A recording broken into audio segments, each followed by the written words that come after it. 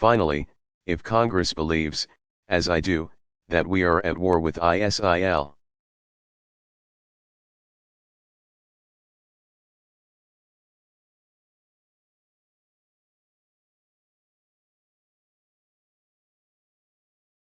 it should go ahead and vote to authorize the continued use of military force against these terrorists.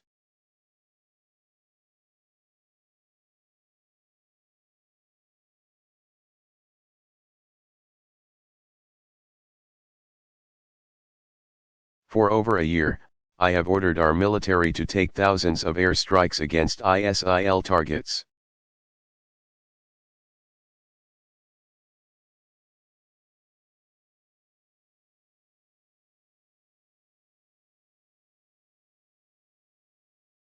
I think it's time for Congress to vote to demonstrate that the American people are united.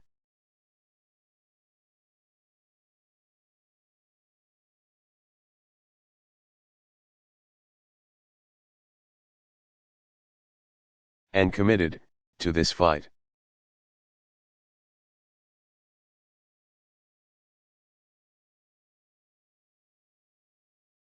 My fellow Americans, these are the steps that we can take together to defeat the terrorist threat.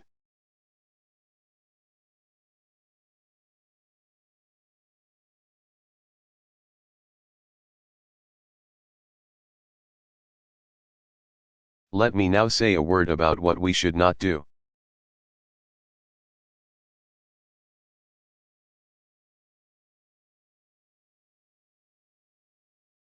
We should not be drawn once more into a long and costly ground war in Iraq or Syria.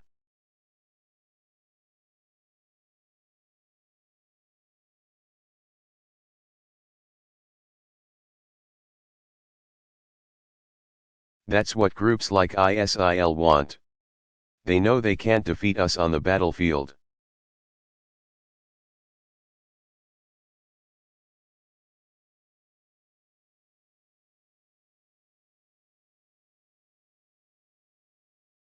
ISIL fighters were part of the insurgency that we faced in Iraq.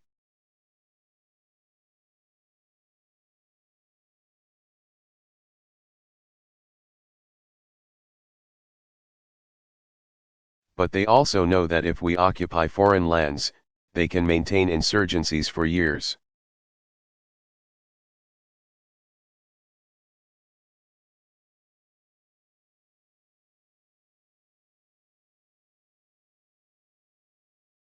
Killing thousands of our troops, draining our resources, and using our presence to draw new recruits.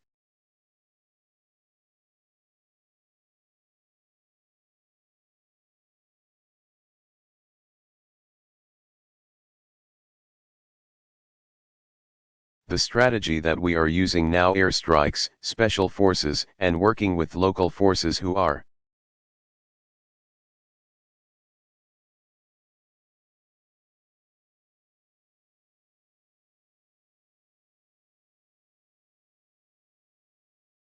fighting to regain control of their own country. That is how we'll achieve a more sustainable victory.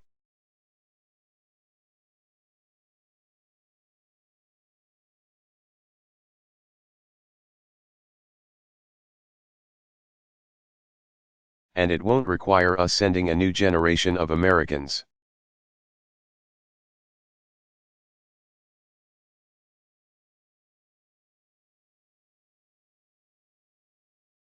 Overseas to fight and die for another decade on foreign soil.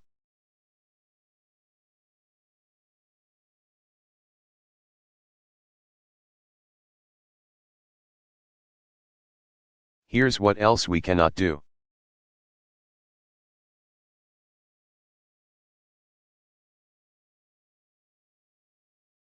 We cannot turn against one another by letting this fight be defined as a war between America and Islam.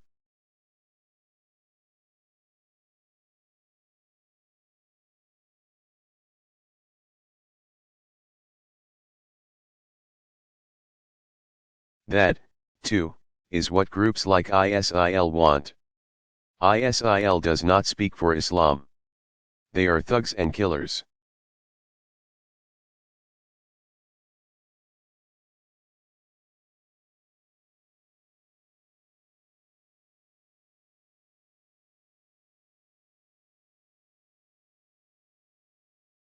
part of a cult of death, and they account for a tiny fraction of more than 1 billion Muslims around.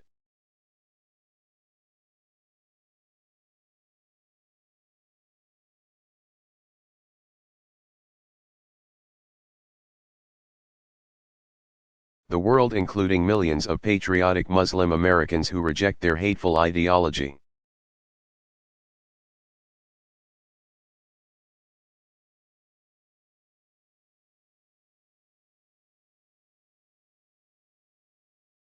Moreover, the vast majority of terrorist victims around the world are Muslim.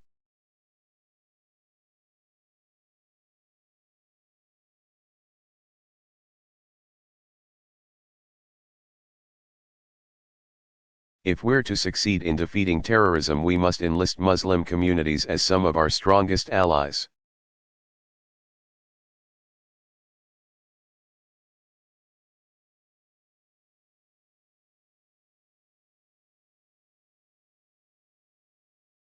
Rather than push them away through suspicion and hate.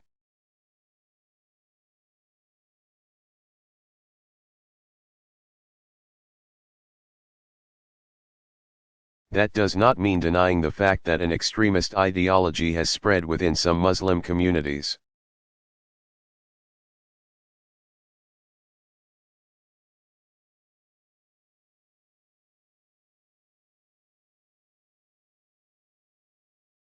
This is a real problem that Muslims must confront, without excuse.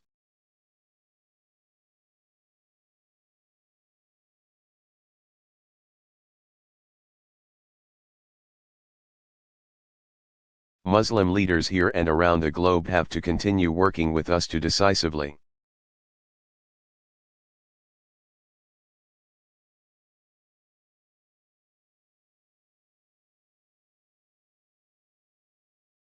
and unequivocally reject the hateful ideology that groups like ISIL and Al-Qaeda promote.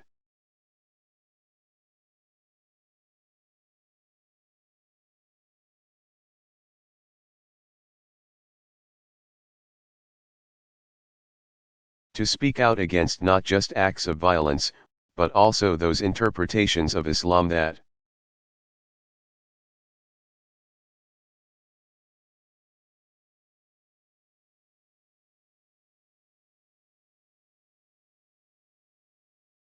are incompatible with the values of religious tolerance, mutual respect, and human dignity.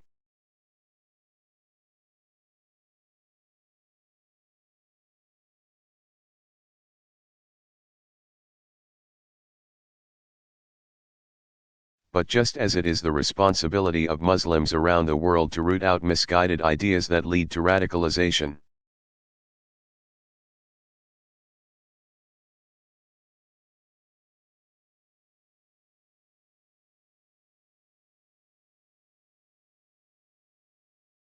it is the responsibility of all Americans of every faith to reject discrimination.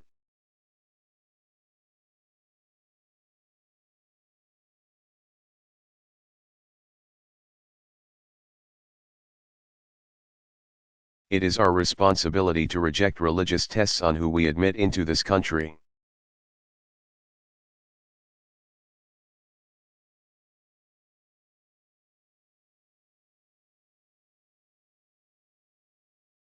It's our responsibility to reject proposals that Muslim Americans should somehow be treated differently.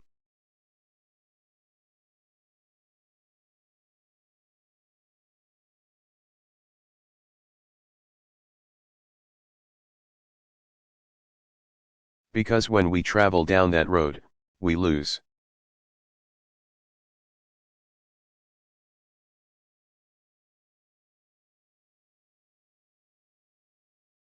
That kind of divisiveness, that betrayal of our values plays into the hands of groups like ISIL.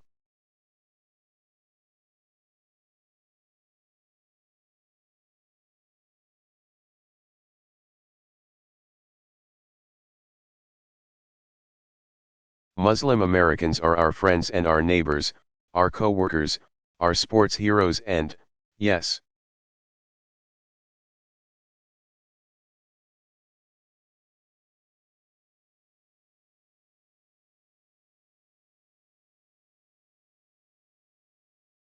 They are our men and women in uniform who are willing to die in defense of our country. We have to remember that.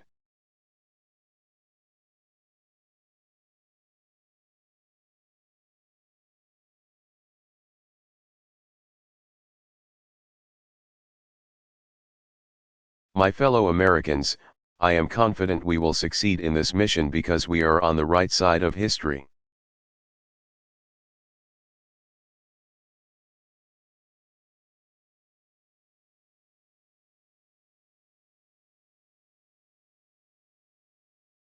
We were founded upon a belief in human dignity that no matter who you are, or where you come from,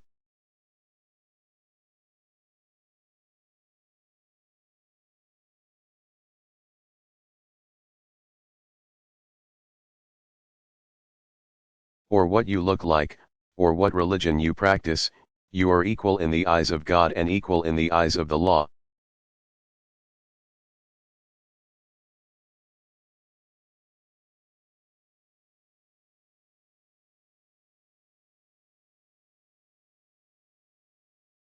Even in this political season, even as we properly debate what steps I and future presidents must take to keep our country safe.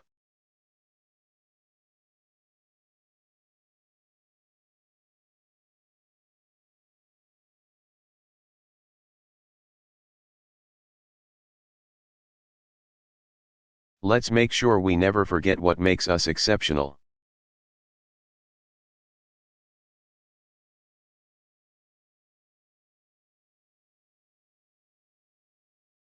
Let's not forget that freedom is more powerful than fear.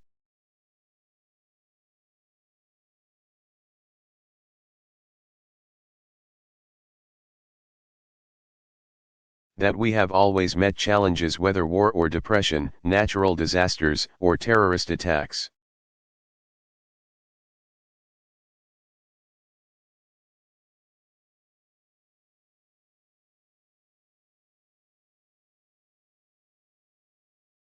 By coming together around our common ideals as one nation, as one people.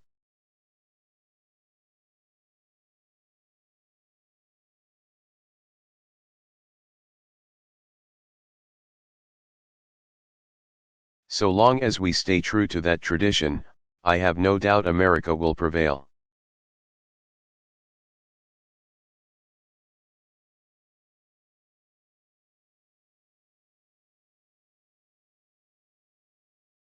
Thank you.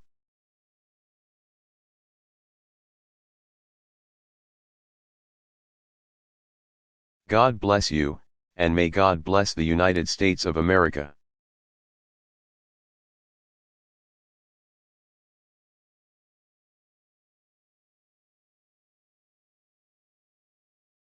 Barack Obama.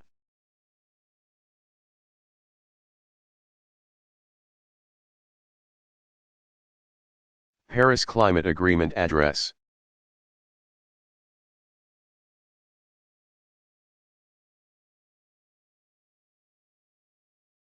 Delivered December 12, 2015, White House, Washington, D.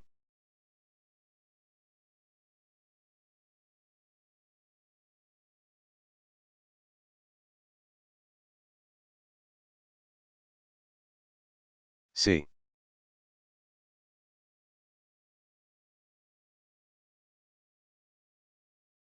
Good evening.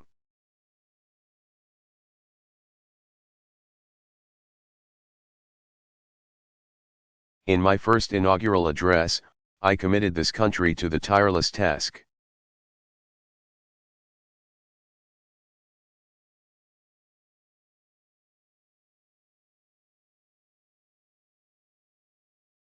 of combating climate change and protecting this planet for future generations.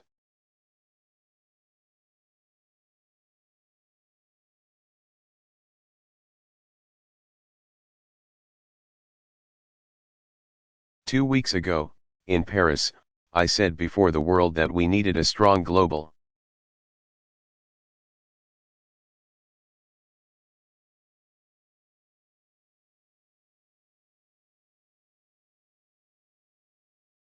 agreement to accomplish this goal, an enduring agreement that reduces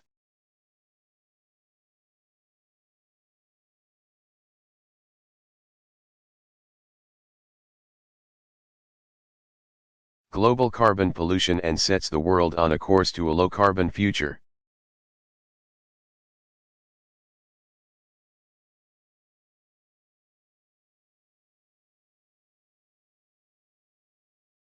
A few hours ago, we succeeded.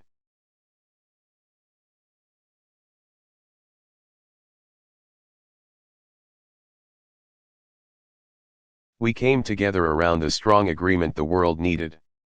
We met the moment.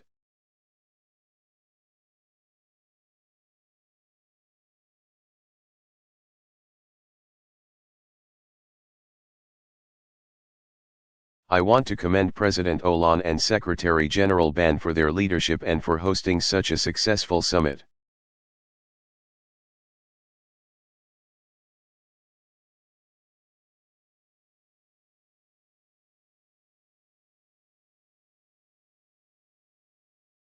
And French Foreign Minister Laurent Fabius for presiding with patience and resolve.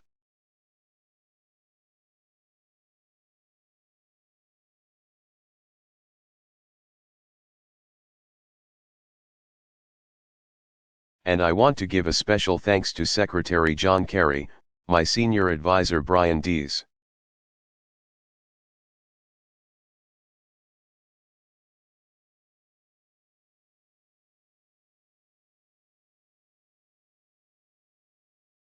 Our chief negotiator Todd Stern, and everyone on their teams for their outstanding work and for making America proud.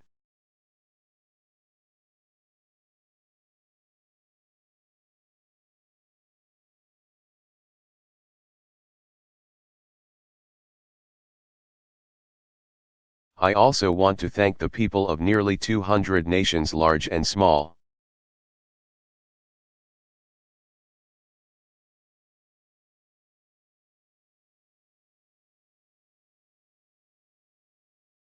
Developed and developing for working together to confront a threat to the people of all nations.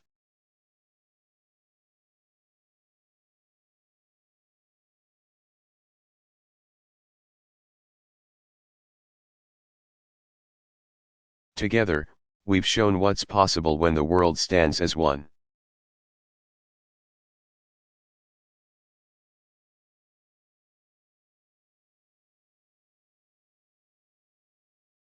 Today, the American people can be proud because this historic agreement is a tribute to American leadership.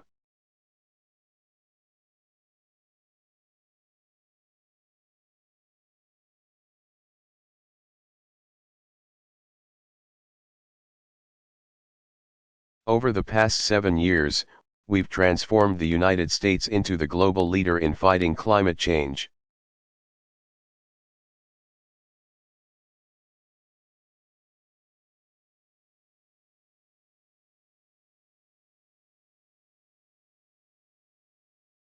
In 2009, we helped salvage a chaotic Copenhagen summit and established the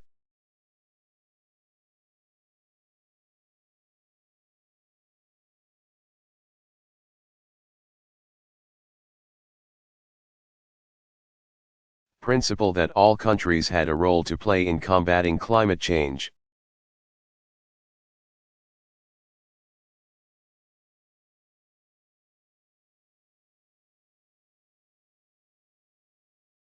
We then led by example, with historic investments in growing industries like wind and solar.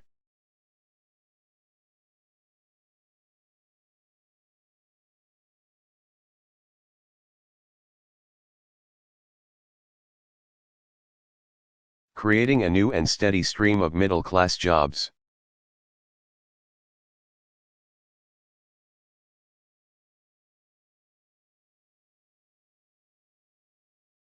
We've set the first ever nationwide standards to limit the amount of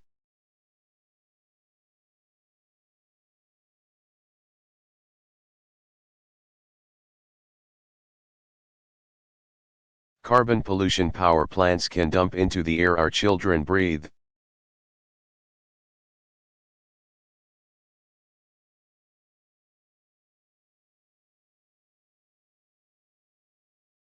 From Alaska to the Gulf Coast to the Great Plains, we partnered with local leaders who are working to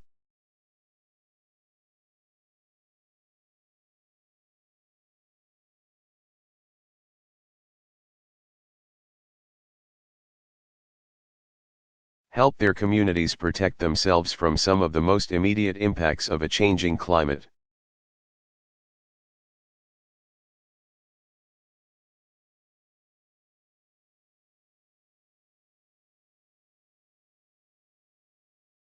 Now, skeptics said these actions would kill jobs.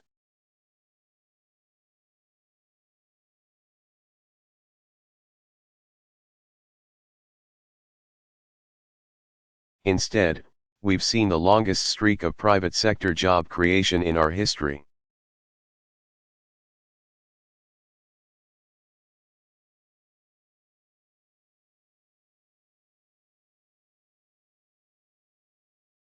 We've driven our economic output to all-time highs while driving.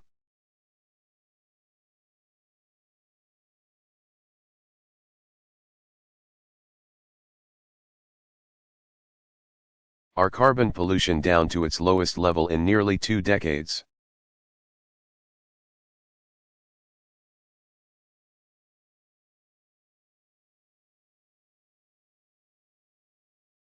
And then, with our historic joint announcement with China last year.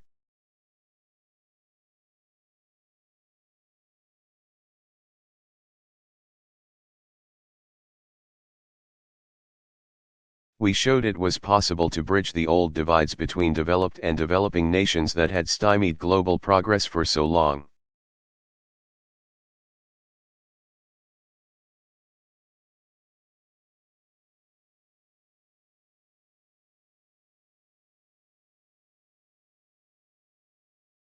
That accomplishment encouraged dozens and dozens of other nations to set their own ambitious climate targets.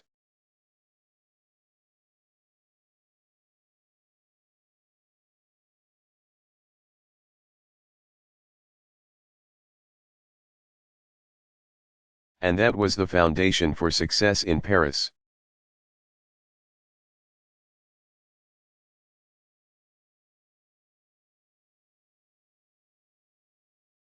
Because no nation, not even one as powerful as ours, can solve this challenge alone.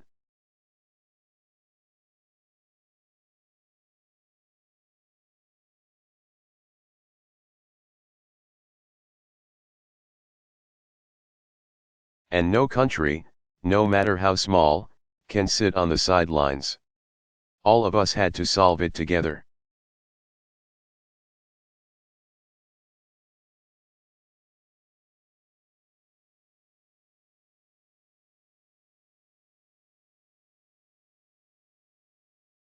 Now, no agreement is perfect, including this one.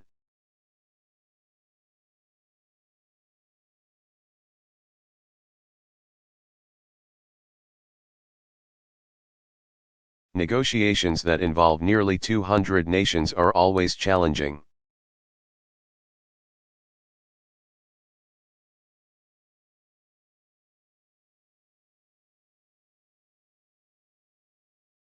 Even if all the initial targets set in Paris are met.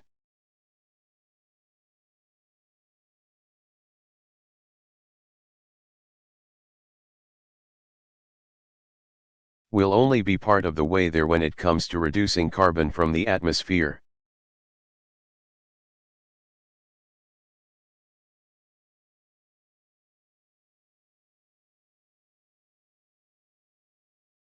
So we cannot be complacent because of today's agreement.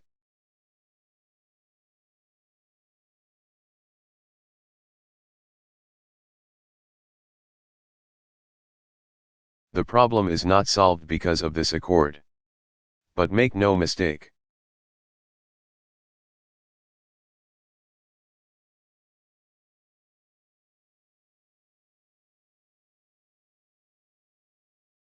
The Paris Agreement establishes the enduring framework the world needs to solve the climate crisis.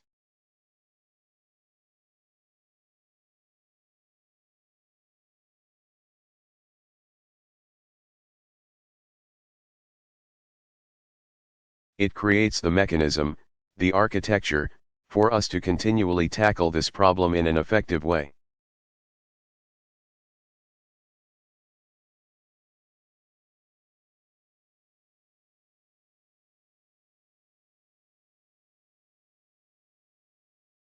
This agreement is ambitious, with every nation setting and committing to their own specific targets.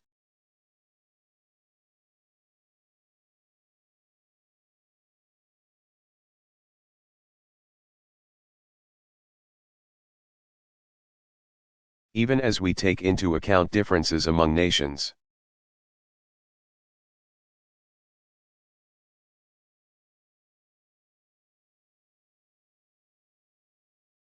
We'll have a strong system of transparency, including periodic reviews and independent assessments.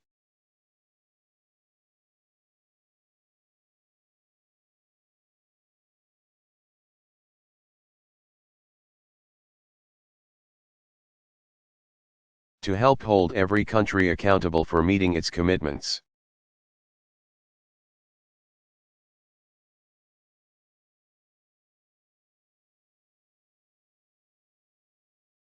As technology advances, this agreement allows progress to pave the way for even more ambitious targets over time.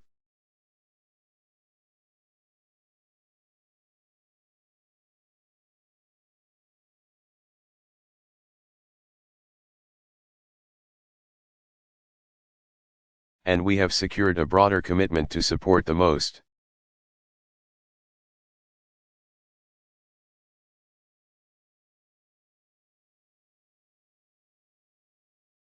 vulnerable countries as they pursue cleaner economic growth.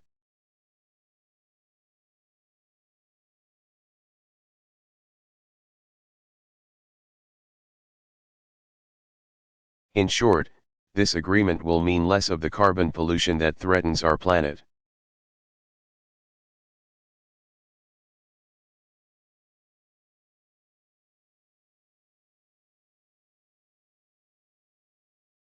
And more of the jobs and economic growth driven by low-carbon investment.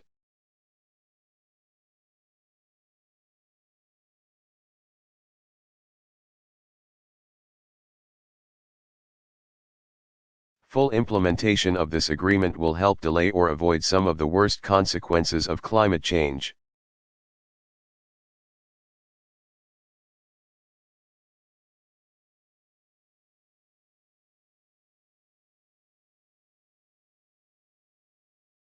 And will pave the way for even more progress, in successive stages, over the coming years.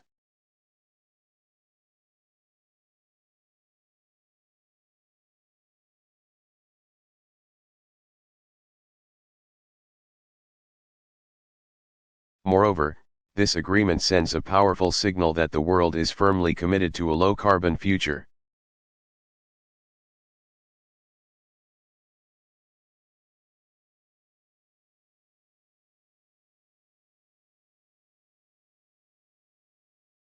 And that has the potential to unleash investment and innovation in clean energy at a scale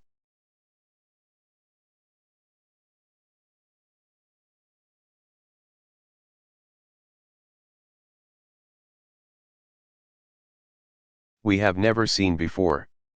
The targets we've set are bold. And by empowering businesses,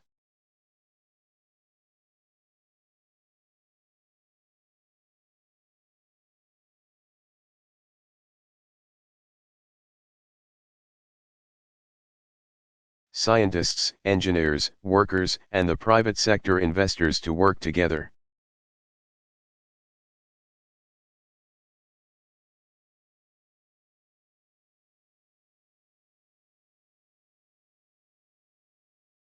This agreement represents the best chance we've had to save the one planet that we've got.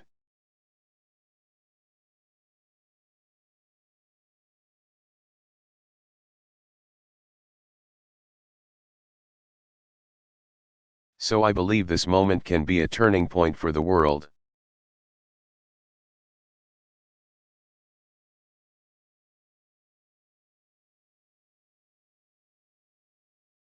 We've shown that the world has both the will and the ability to take on this challenge. It won't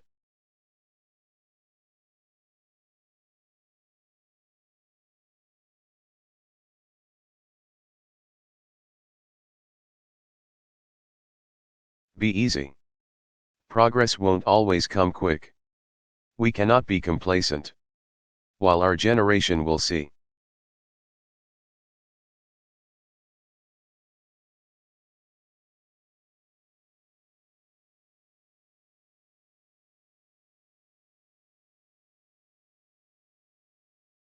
Some of the benefits of building a clean energy economy: jobs created and money saved. We may not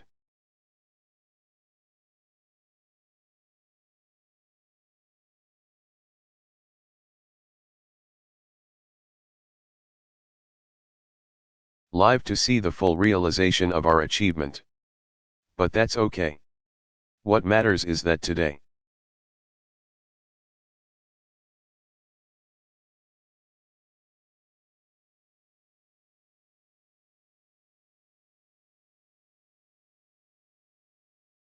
we can be more confident that this planet is going to be in better shape for the next generation.